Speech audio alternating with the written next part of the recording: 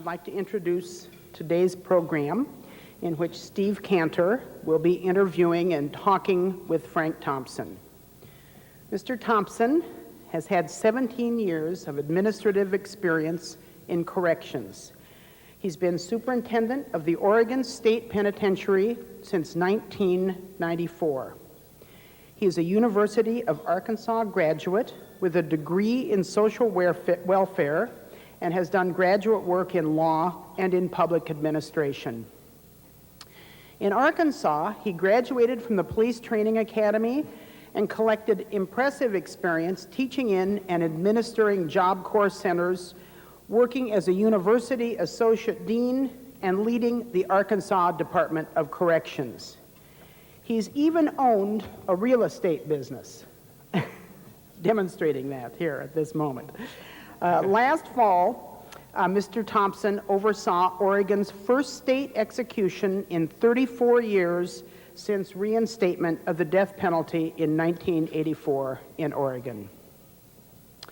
Steve Kanter is presently professor of law at Northwestern School of Law at Lewis and Clark College. He served as dean of that law school from 1986 to 1994, and then he fled to the University of Athens for a year as a Fulbright professor of law.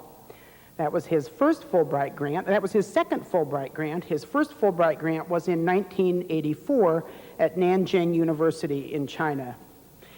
Steve graduated from MIT with a degree in mathematics with numerous honors, including the associate editorship of the yearbook, which is known as Technique.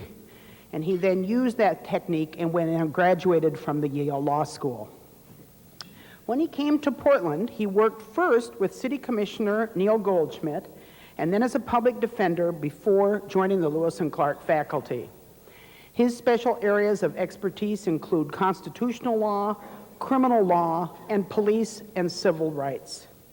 He has consulted and spoken nationally and internationally in these areas.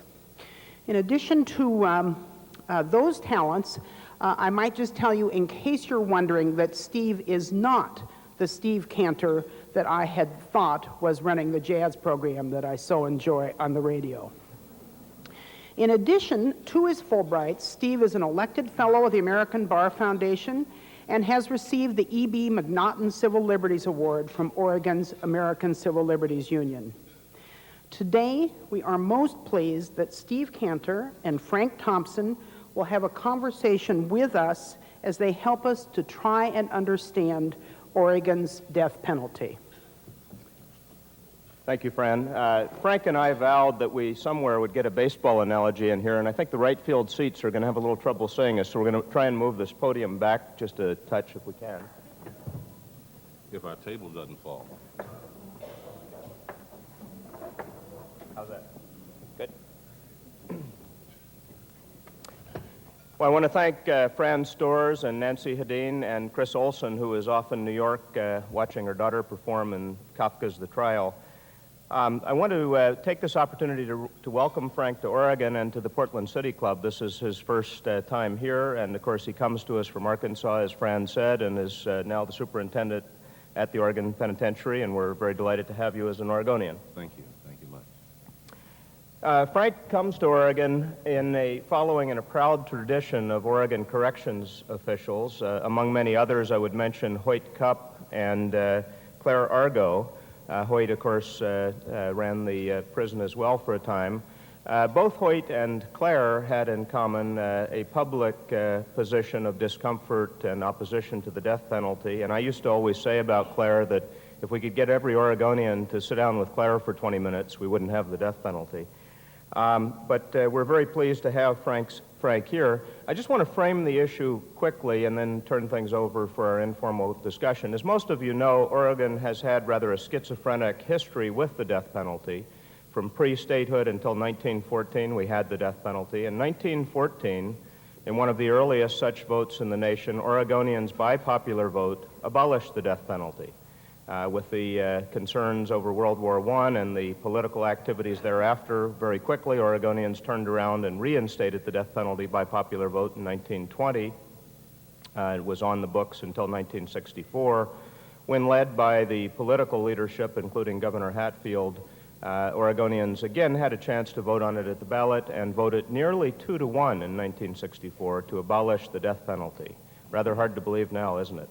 1978, proponents managed to put the death penalty back on the ballot by initiative petition, and by virtually a 2-1 vote, Oregonians reversed themselves yet again and reinstated the death penalty. That statute was declared unconstitutional in a case, State versus Quinn, by a unanimous Oregon Supreme Court in a case that I argued. And in 1984, the proponents again put the measure on the ballot. This time the vote was nearly 80% in favor of the death penalty. Polls indicate that many Oregonians support the death penalty today, and as Fran indicated, we've had our first execution in longer than 3 decades. I want to start by asking Superintendent Thompson, Frank, just to give us a little bit more of his personal story and background and his experience with the death penalty in corrections in both Arkansas and other states before coming to Oregon. I'm a native of Arkansas, raised in the rural, educated in the Arkansas system, and prior to having gotten into corrections, I held different positions in human services and with the University of Arkansas at Fayetteville.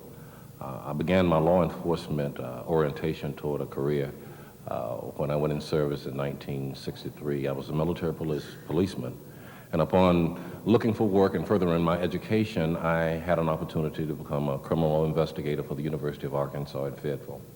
And one position led to another, to where my resume became increasingly related to law enforcement.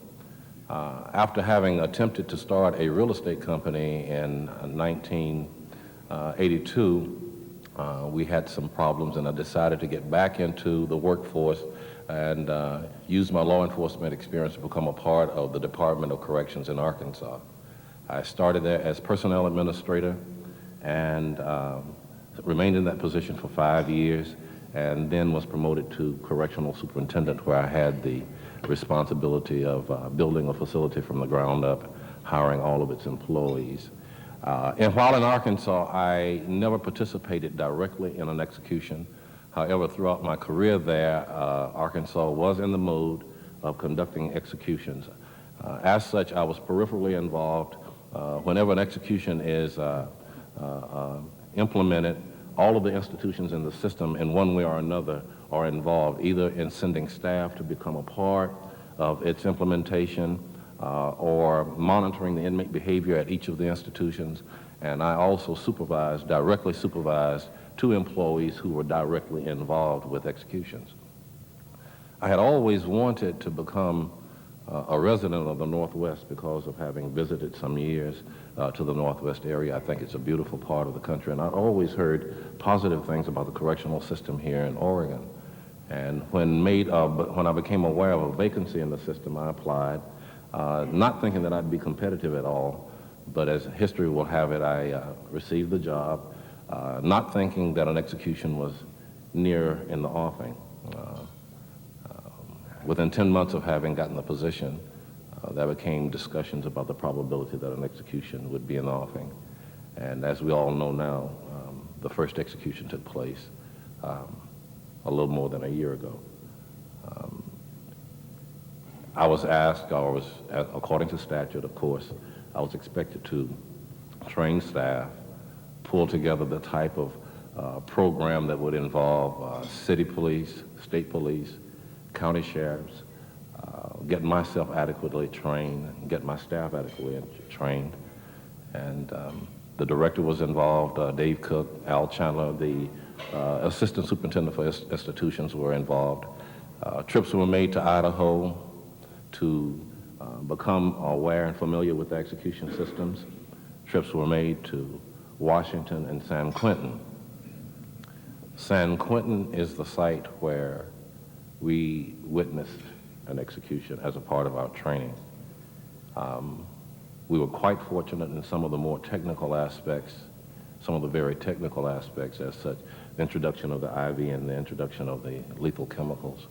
We were fortunate to solicit the assistance of a gentleman by the name of Mr. John Byers, who is known throughout the Southwest at least, in coming to Oregon and providing us the technical assistance. Essentially, that's carrying you from my history from Arkansas to this point. As we all know, Circuit Court Judge Barber issued a death warrant on March 10th, which is requiring that an execution be conducted May 16th of this year. Just prior to having come to this meeting, my staff and I just completed what we call a walkthrough, the third of which we've been through since the death warrant issued. So with an hour before having come here, we just finished our third walkthrough. I suppose one of the $64,000 questions that's on everybody's mind in this room, if you're comfortable, about the death penalty and capital punishment as it has operated in our country. I don't take a position on the death penalty itself. I do take a position on its application, and I have problems with the application of the death penalty. And what does that mean? As an individual, I am against the death penalty. One of the things I think all of us growing up dealing with difficult issues like this, and I'm sure there's a divergence of opinion in this room and in the audience that's listening on radio and television, we all, to some extent, harken back to our own childhood experiences and so on.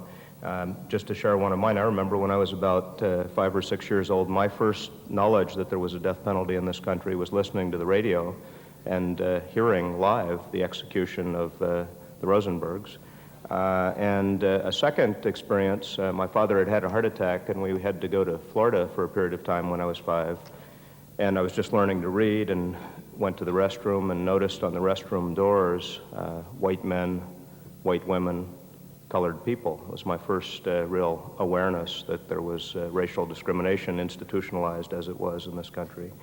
And I think in many ways those two experiences or those two awarenesses helped me to begin to think about it and caused me some concern. And you're obviously an African-American man, and I'm interested in any sense that you have about the difficulties we have with discriminatory enforcement of the death penalty and what you've seen in terms of that throughout the years. Well, as we all know, the United States Supreme Court, when it first struck down the death penalty in the country, did it on the basis of the lack of equity in the application of the death penalty. And we now have about 20 years of experience to look over statistics and the track record of the death penalty. And I fundamentally believe that the death penalty and its application at the front edge is primarily an economic thing. When you begin looking at the economics of it all, you begin asking yourself which of our constituents more often than not are poor in our country. And then it becomes obvious that the minority constituents are a significant part of our poor.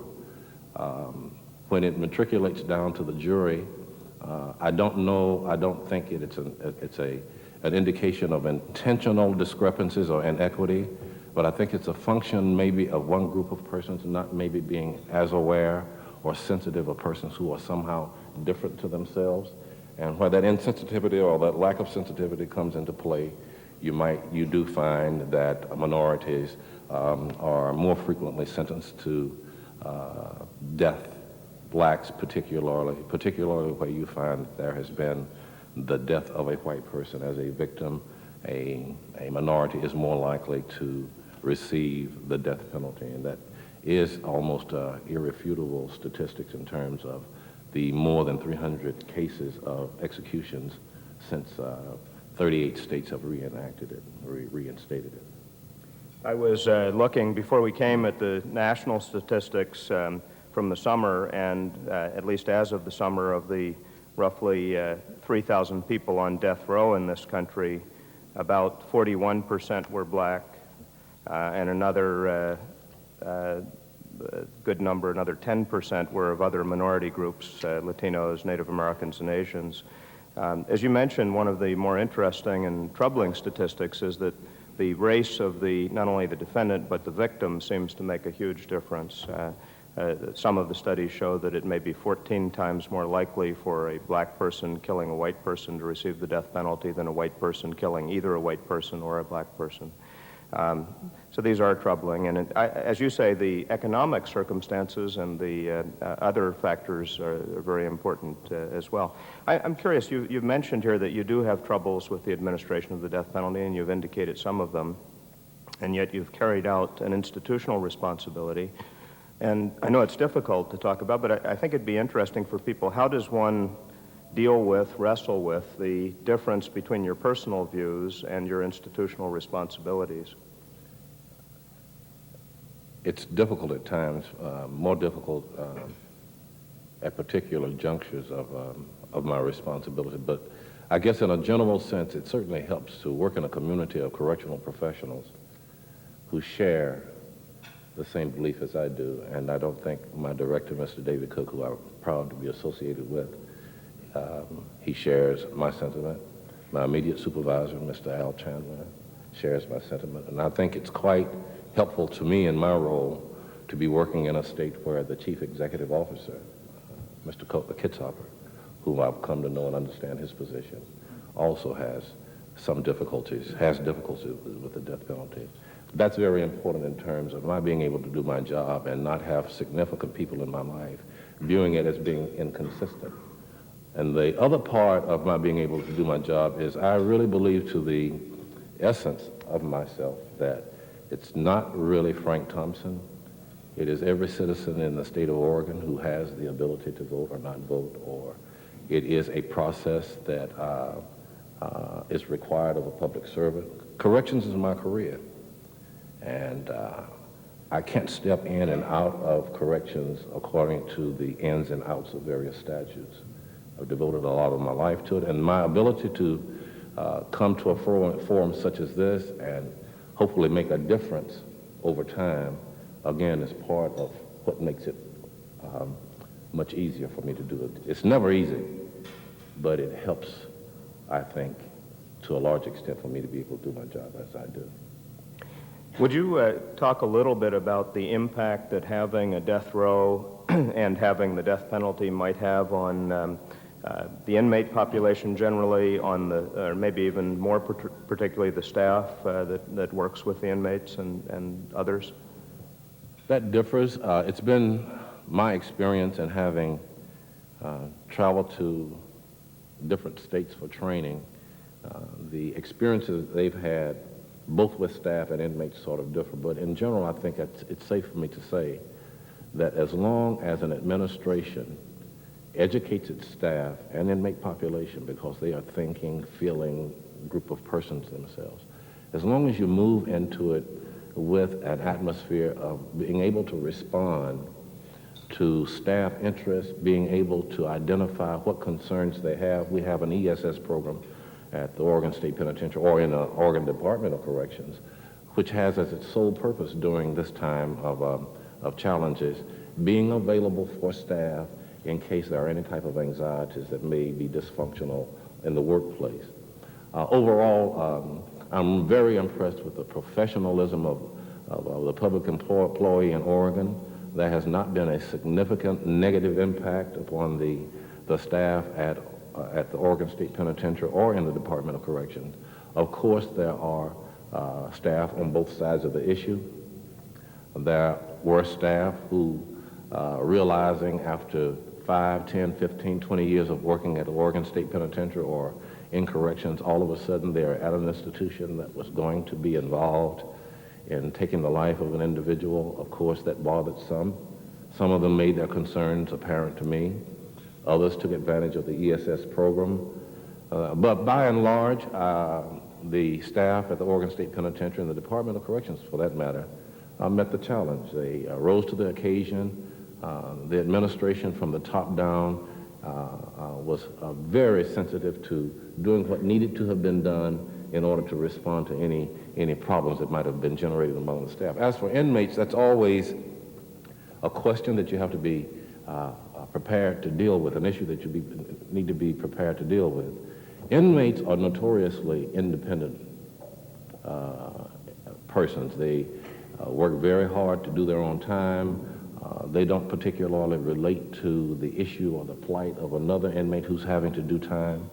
And what you want to do is not disrupt an inmate population You disrupt their routines as little as possible. That's one of the reasons in many jurisdictions that have the death penalty, executions are conducted as late at night as possible. It's a time where you don't have to superimpose any restraints on normal inmate activities. It's a time when inmates are normally in bed. There's very little activity, so those who want to go to sleep can. It demands less staffing patterns in order to respond to emergencies.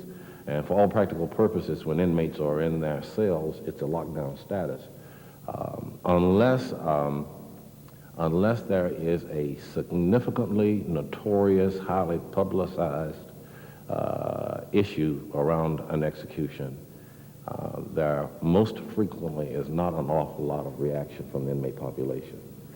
In the last execution we had, I think the staff and the inmates responded as well, certainly the staff and the inmates responded as were expected. Of course, there were comments and letters from the inmate population voicing their opinions. And we encourage that from the inmate population. If there are concerns that they have, that there are approved methods by which they will make their concerns known. And we try to respond to them. There were some isolated incidents where inmates expressed emotional concerns. We referred them to counselors and to chaplains in some instances. But by and large, it was a non-event in terms of negative reactions among staff and inmates. Over the years, proponents and opponents of the death penalty have argued about a number of things, and I'm curious to just get a little discussion going on a few of those.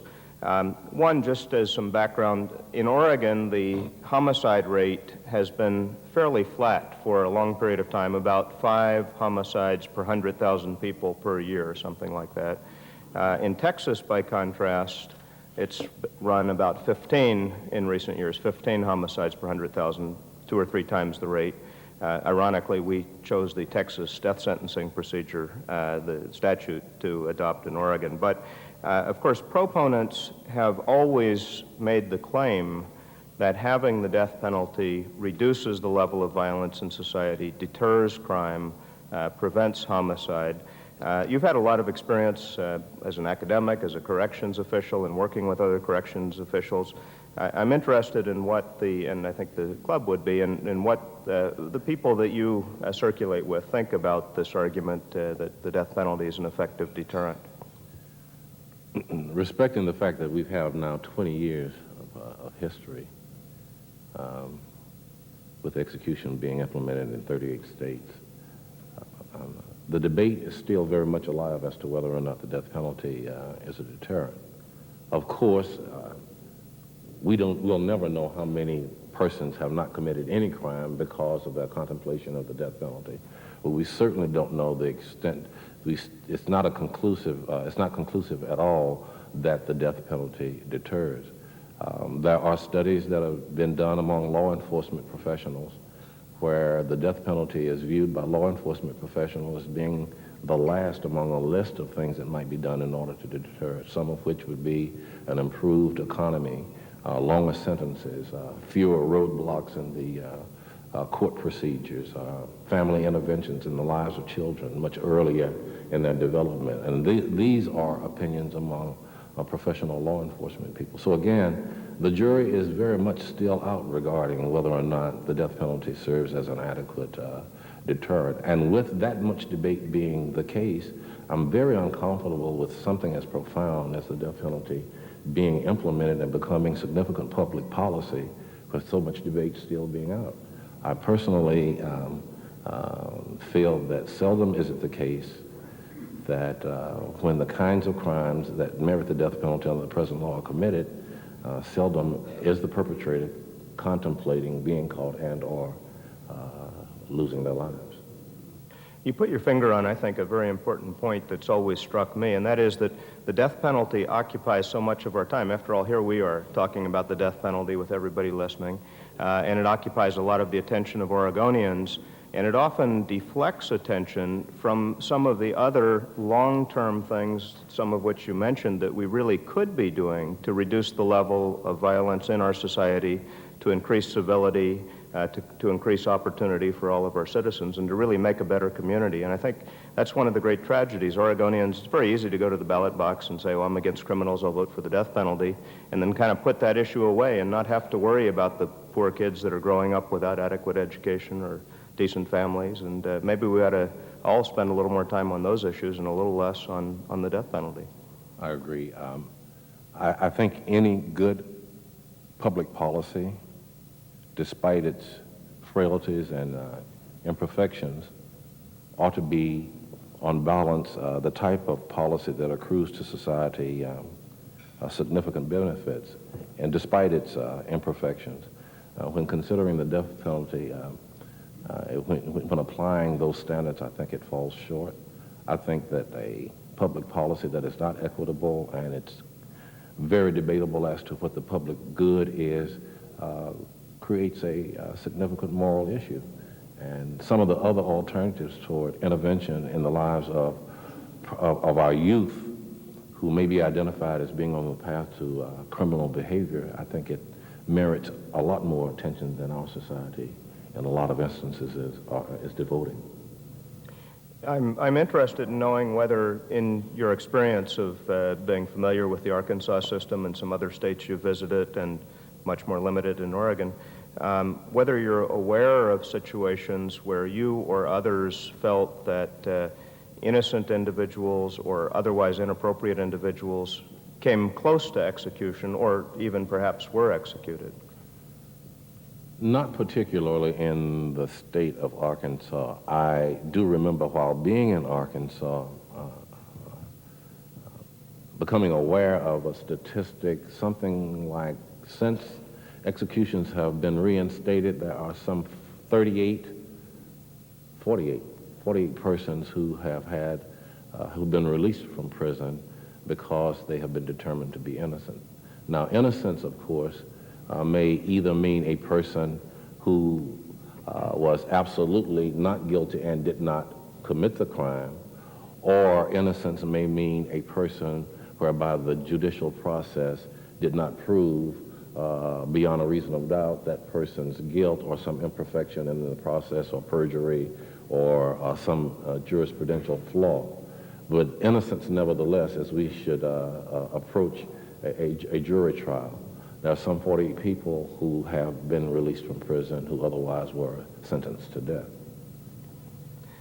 One of the other issues that I hear proponents talking about, they say, well, it's sort of the Michael Dukakis question, if I can put it that way. If somebody in your family, I'm not asking you this question because I think it's an inappropriate question, frankly, but if somebody in your family were the victim of a brutal, violent crime, wouldn't you feel in the pit of your stomach and your heart that you would do anything to stop it, and even after the fact to do violence to the perpetrator?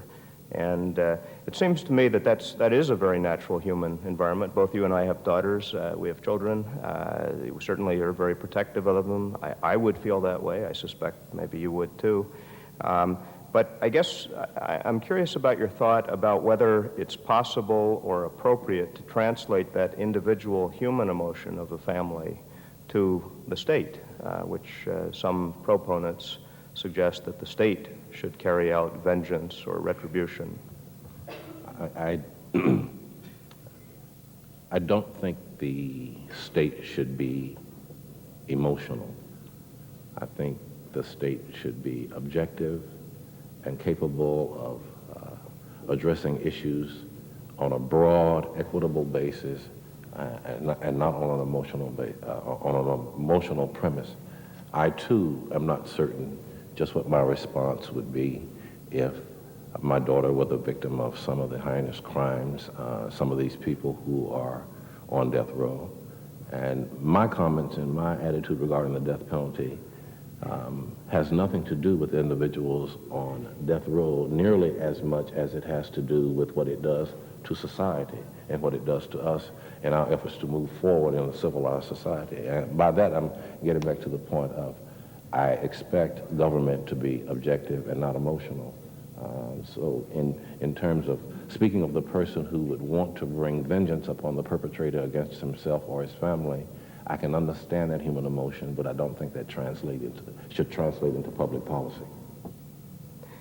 I guess one other argument, although I've always thought it kind of a weak argument on either side, but one other argument that does come up is cost. For many years, proponents said, why should we pay to keep these folks in prison at $30,000, $40,000 a year or more rather than executing them? Just any thoughts you might have on where the cost actually is, or whether it's an appropriate or an inappropriate consideration in something like this. In Texas, calculations are that per execution, the cost is running somewhere in the neighborhood of $2.3 million. Annually, California is spending something like $90 million. When you look at the cost of an execution, you cannot look at the costs associated from 12:01, the night of the execution. You cannot look at the costs associated from 3 days prior to the execution through to the inmate's demise. You have to look at the total picture of how death rows are run, the staffing patterns that have to be pulled together to run it in a safe and secure manner, the administrative costs, the cost of keeping these individuals separated from the population. It's a special programming. You have to look at the cost of appeals. You have to look at the cost of the trials. Capital punishment trials, or trials where capital punishment could easily be a part of the sentence, are significantly longer. Many times you will find these trials taking places in counties that have very limited budgets. It is not uncommon for a small county, a sparse population, to teeter on the very brinks of bankruptcy in order to stage a successful trial. And by virtue of the fact that there are limited funds, sometimes it affects the quality of trial. We were able to calculate in the last execution, just from the moments of preparation through to its conclusion, which involved about 45 days, there were $200,000 spent. That's just in a 45-day period. If you take into consideration all of those other issues in each case of the 22 people we have on death row, it's a phenomenal amount of money. It's very costly. And the equation oftentimes suggests that you could incarcerate and keep effectively in custody and securely an inmate for the duration of his or her life for far less than it would cost to pull off an execution. That's interesting. Well, I want to save a good deal of time for club members to answer questions. I just want to express my appreciation to Superintendent Thompson, who I think has more than lived up to the fine tradition of corrections officials in Oregon. His candor, his institutional responsibility, and his careful thought about very troubling issues, I think, speaks very well for him and for the leadership of corrections in our state. And I want to add my personal thanks to Frank for his sharing his feelings and his thoughts with us today. And with that, I do want to ask that we get the first question from Doug. Well, thank you. And I want to thank you for this presentation. This is an unusual format for City Club, and I think it worked very well in this case on a very somber and serious subject. Mr. Thompson, frankly, as fast as I could think of questions to ask you, Steve asked them. But I was struck by what you were describing as your personal feelings on the death penalty and also your long history in corrections. And I can't assume that anyone gets into corrections with the idea that part of the job is administering the death penalty. And I guess my question was, do you think it should be? Is this part of the deal when you sign up to be, your profession is in corrections? Should it be a part of the job? Yeah. I think a public servant's job is that which the public wants it to be. The public apparently wants executions to be a part of my job.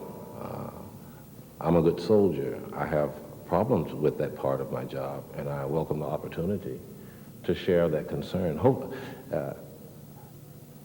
Quite frankly, being a part of this program isn't something that you sit back and relish having to do, but I welcome the opportunity because maybe there's something that's said collectively, either in response to questions or something that might be shared, that will help broaden the perspective of the general public in terms of what these kinds of jobs ought to be. My job should be the kind of job that serves the best interest of the public, and I'm here to represent that. As it relates to the death penalty, I don't think that public interest has been best served. Andrew Kaiser, City Club member. Mr. Thompson, frequently in the United States, executions have attained the level of event status with political supporters and dissidents, revelers in some cases. Are you comfortable with the, and also media attendance, are you comfortable with the almost circus-like atmosphere that sometimes attends these events? As an administrator, would you make changes, or do you feel that with the status quo that we have to endure? Executions in this country, well, not necessarily in this country, in other countries have gone pendulum-like in terms of public reaction. And in this country, it used to be a public event to hang at high noon where crowds could be drawn. And our country has seen a history where lunches were brought and the word was spread throughout the community there's going to be a hanging. The carnival type of atmosphere reduces us to a barbaric type status. I abhor that kind of mentality. We do not have that type of ceremony behind executions today, of course, but I think we can if we're not careful and get too much off in the vengeance approach, focusing on the individual. For an example, during the last execution, it was very much our intent not to personalize what we had to do. The gentleman had been convicted in a jury trial. The state had spoken to us about what our duties were. We did not dislike that individual. We had no personal feeling for that individual. We had to do a professional job. And I think dignity for the staff people, for the society, is what we should really work for. And in the process of having a dignified approach to this obligation, some degree of dignity accrues to the inmate and to the community. And if you're going to have a dignified process, my position would be to do whatever I could to avoid a circus-like atmosphere at such events. Laura Gracer, City Club member. Mr. Wright, the last person we executed, was a volunteer, and Mr. Moore, I understand the next person is also a volunteer. Do you think it will make a difference in the way that the system runs and the way the public seems to have accepted these executions when the next person comes along who is not a volunteer? Phrase that again for me. The last person we executed volunteer, volunteered to be correct. executed. He waived his legal appeals. Yes. And eventually we will have someone who does not Yes. consent to the Yes. execution. Will that, do you think, make a difference inside the prison and outside the prison? It could make a difference. It could make a difference in terms of how difficult it might be for those of us who have to carry it out. Inmates who do not want to go through with the process can resist the process, either through litigation, appeals, or verbally, and in some rare instances, physically. One of the things that we as professionals, and let me make a comment parenthetically, I haven't taken the opportunity to say that the people that I have called upon to assist me in such a difficult process, I admire to the utmost. They represent persons on both sides of the issue. They responded to my call to go to them, some who did not want to be a part of the death penalty process, but because I asked them, because I knew of their dependability, and I knew of their character, I needed people who I could rely on in some very difficult times. These people have come through in a very stellar manner, and I wanted to take the opportunity to make a comment on that. However, how a resisting inmate might impact the general public, unless it's a very, very sensational crime that's bringing about a lot of notoriety, I don't anticipate that it's going to do much more than it did the last time. I guess that's my response. I don't see a significant difference. If there would be a difference, it would be internally for those of us who had to handle. One of the things that we dread most is having to drag a human being from the quiet cell to the room where the execution has to take place. No one wants to go through that.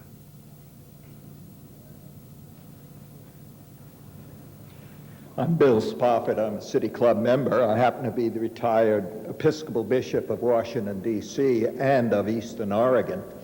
And I hope my question is cogent.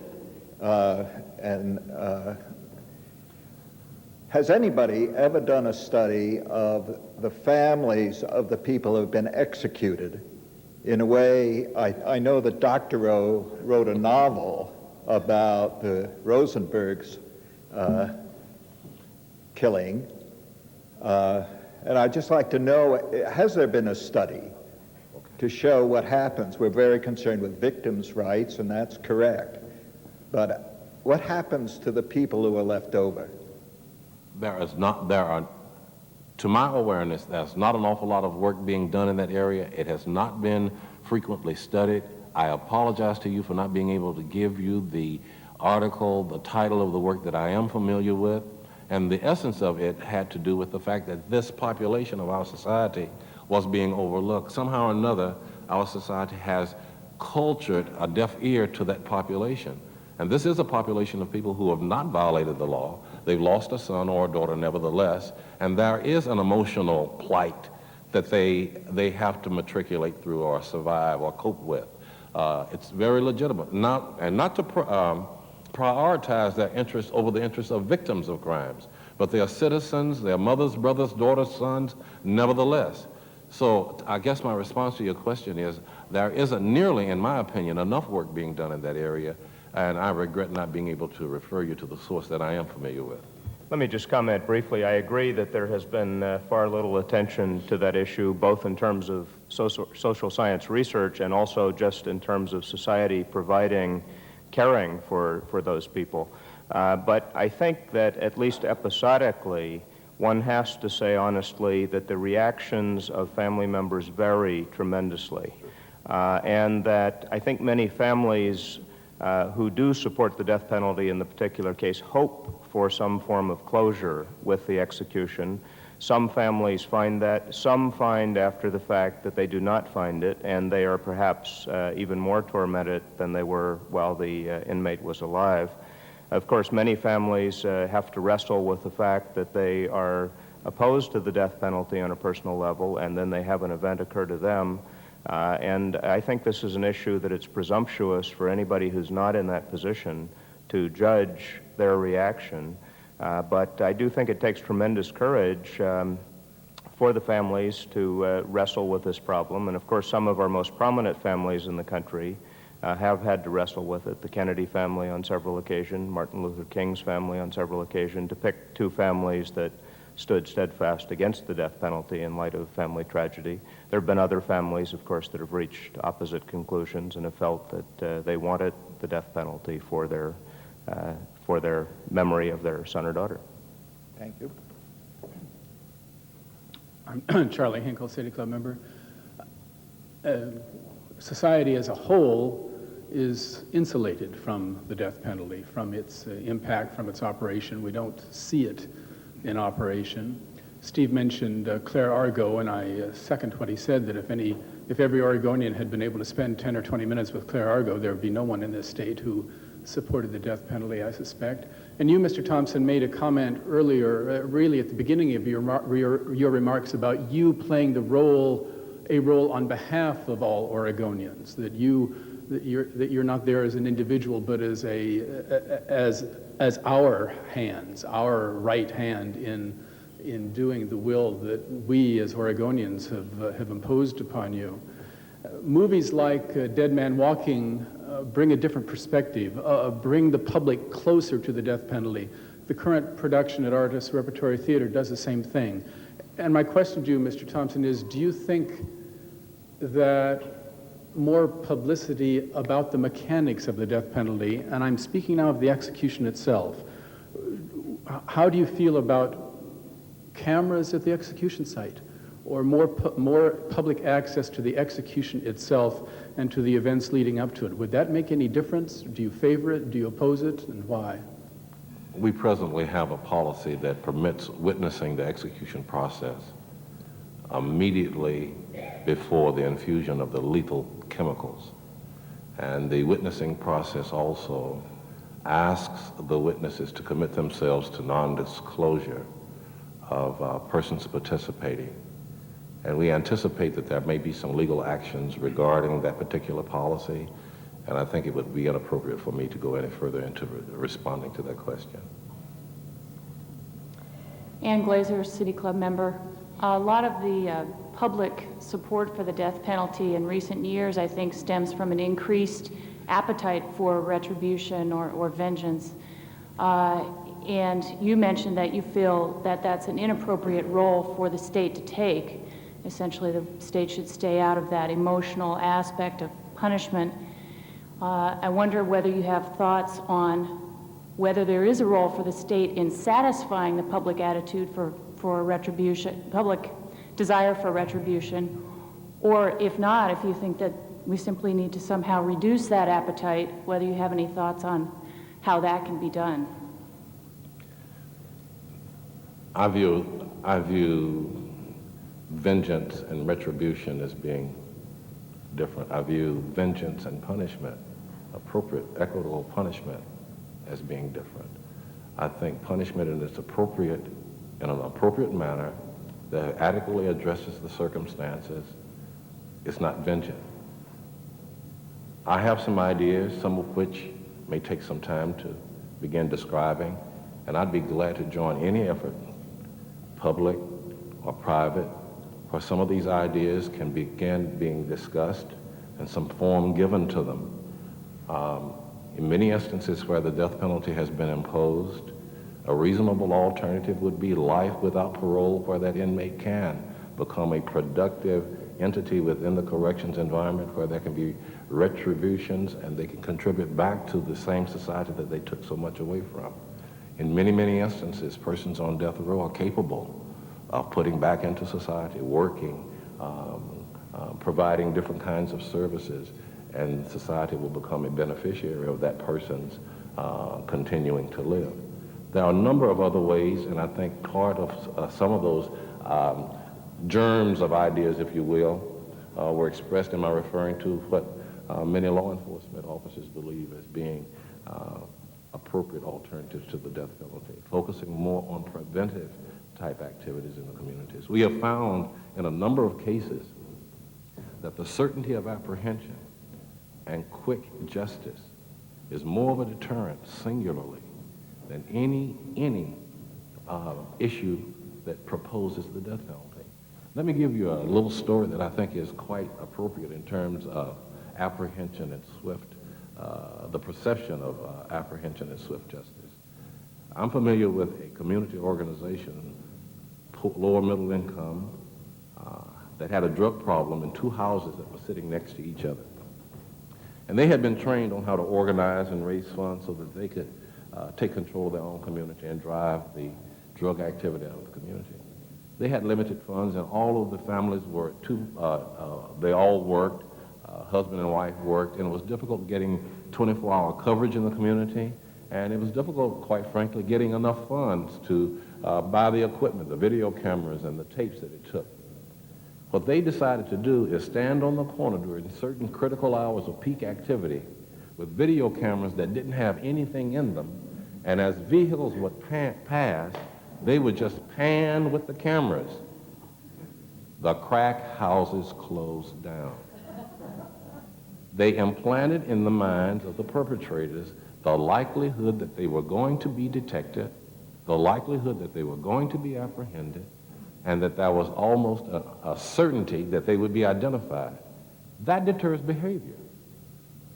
And I think our communities don't place enough emphasis on those kinds of things that we might do that would remove us so frequently from having to contemplate the death penalty as an effective response to crime in the community.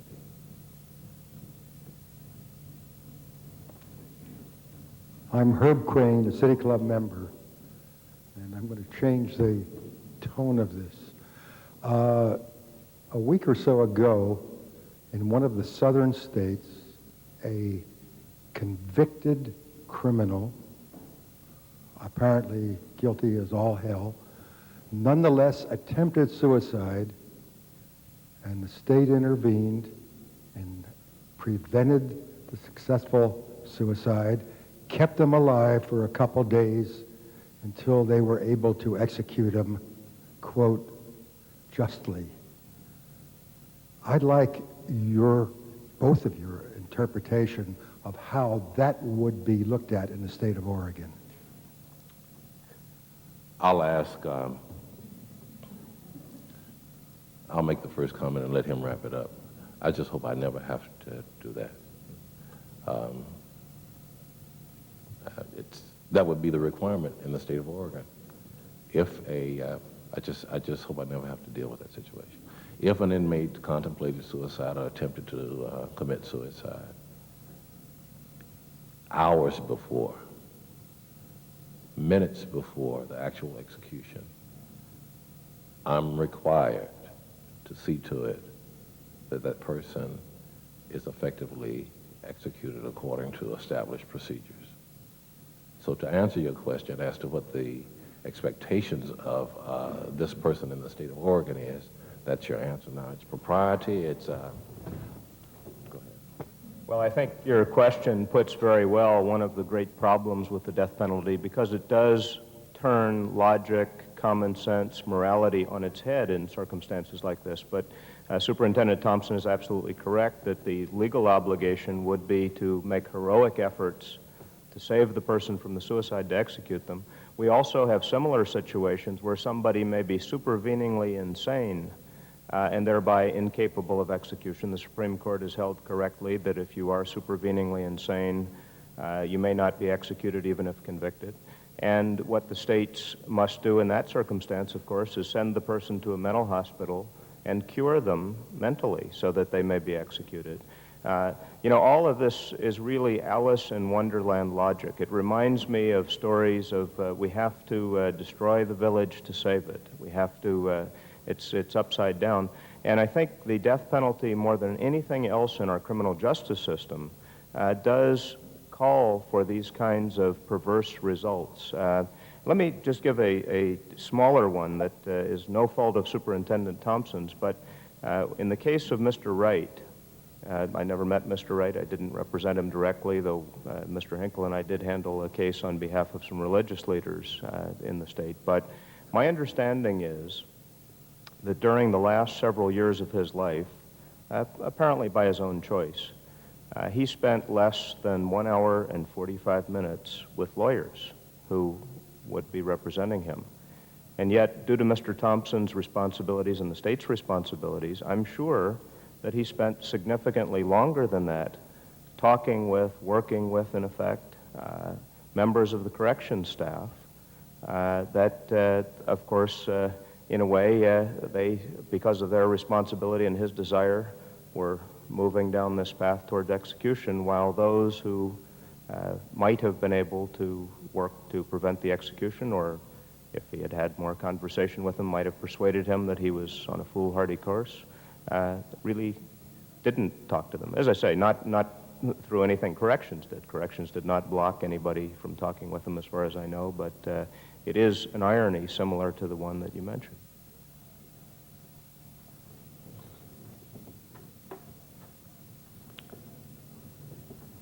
Andrew's going to ask one.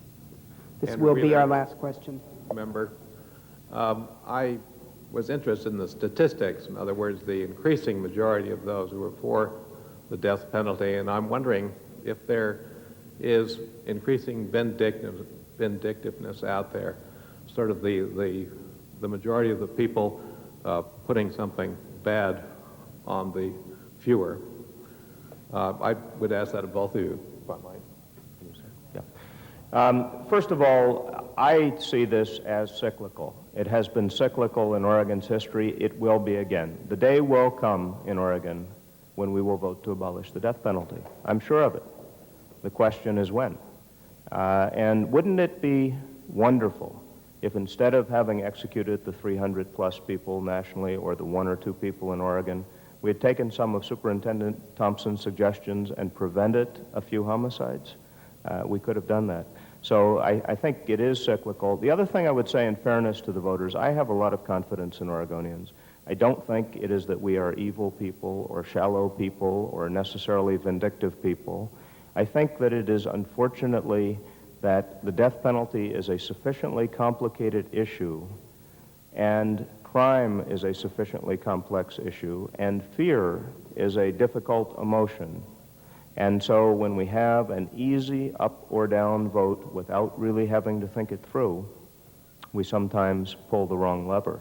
And it's interesting that while the nation as a whole and Oregon in public opinion polls does seem to be moving more and more in favor of the death penalty in the abstract, still, when you get people who are close to the death penalty, law enforcement, corrections, lawyers, jurors, judges, there is actually historically over the long pull an increasingly reluctance.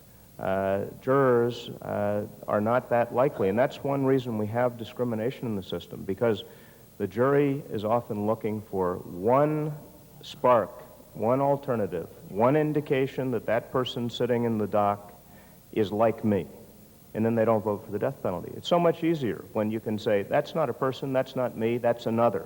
It's the way we dehumanize people when we kill them in war. We don't call them people anymore, we call them something else. Same thing, so if somebody's of a different race, different economic and social status, does not have a quality lawyer that can compete with the prosecutor, it's much more likely that that will be the tipping point, and that unlucky soul will be the one who gets the death penalty. He covered every point that I would have made mention of, and much more eloquently. I agree with him. Thank you very much, Frank Thompson, for letting us meet you and learn from you. And thank you, Steve, for assisting us in making some effort to understand the death penalty in Oregon. We're very grateful to both of you. Thank you. We're adjourned.